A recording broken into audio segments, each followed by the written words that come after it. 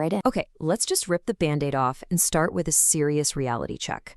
This quote you're seeing, it's from a former bar chairperson, and yeah, it's from decades ago.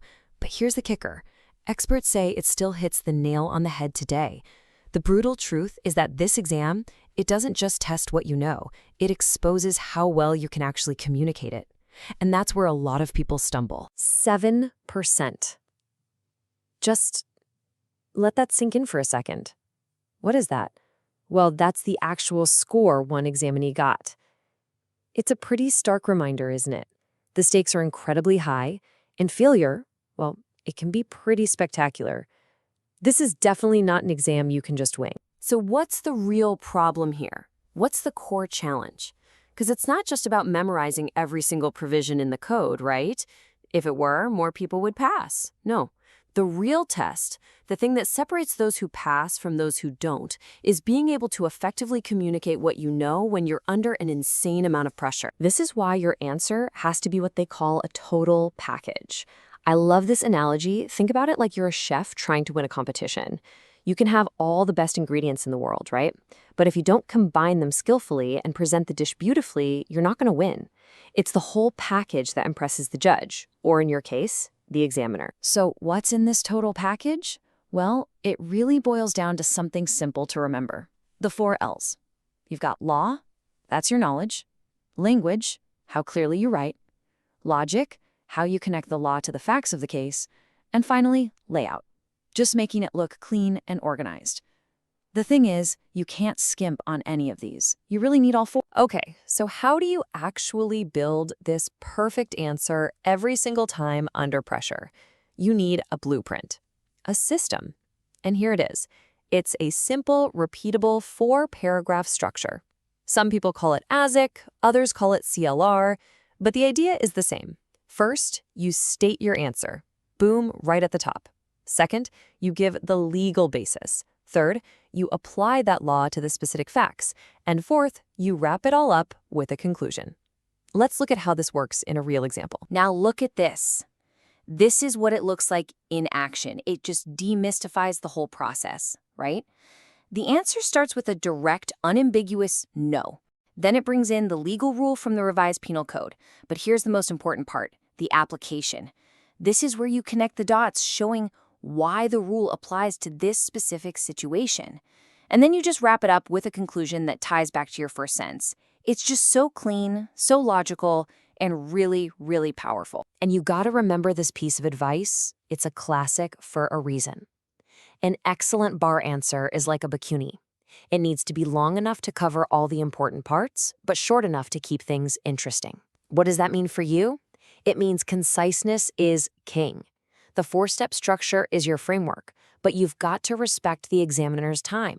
Nobody wants to read a novel for every single question. All right, so having that solid structure, that's your foundation.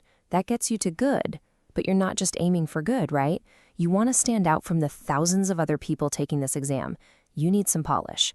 So let's talk about how to take your writing from just correct to absolutely impressive. One of the best ways to add that polish is by building what I like to call a toolbox of first-liners. Think about it. You don't want every single one of your answers to start with yes or no or the law says. That gets repetitive fast. Instead, you want to have a collection of smart, lawyerly phrases that show your confidence right from the very first sentence. So, for instance, instead of just a flat no, imagine starting your answer with this. The contention is totally misplaced. See the difference? It's so much stronger, it's more definitive, it immediately tells the examiner that you're in control of the argument. It's such a small tweak, but it makes a massive impact. Or how about this one? When you're about to state a legal rule, instead of just spitting it out, you start with, it is Hornbook doctrine in civil law that, wow, that tells the examiner you're not just repeating something you memorized last night. It shows you understand this is a foundational, basic principle of law. It just screams mastery. And technique really, really matters, especially for those distinguish between X and Y questions. Here's a common mistake. People just define X, and then they define Y in separate paragraphs. Don't do that. The right way, the impressive way, is to contrast them directly. in the same sentence. Using a structure like the former requires this, while the latter requires that, shows you're actually analyzing the difference, not just regurgitating two definitions. But look, mastering all these writing techniques and legal doctrines, that's only half the battle. It really is. As the legal vlogger Lex in Motion puts it so well, this isn't a test of how much you know, it's a test of how well you know what you know. It's not a memory dump, it's a performance.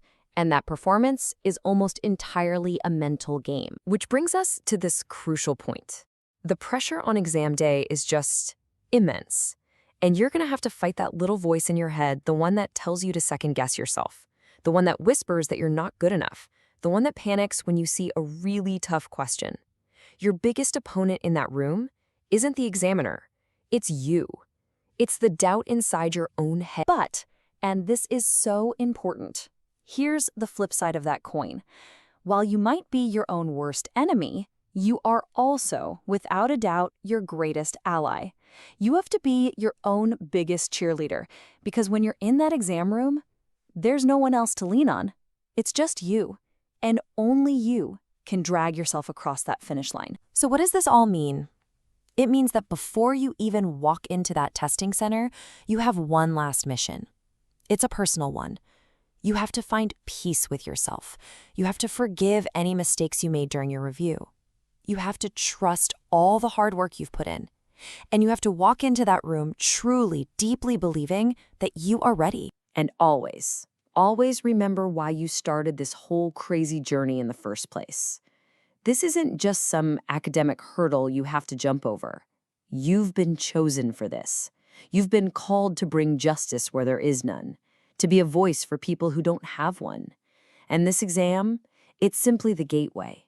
It's the door you have to walk through to start that mission. So after all the late nights, all the sacrifices, all the preparation, it all comes down to this one final powerful question.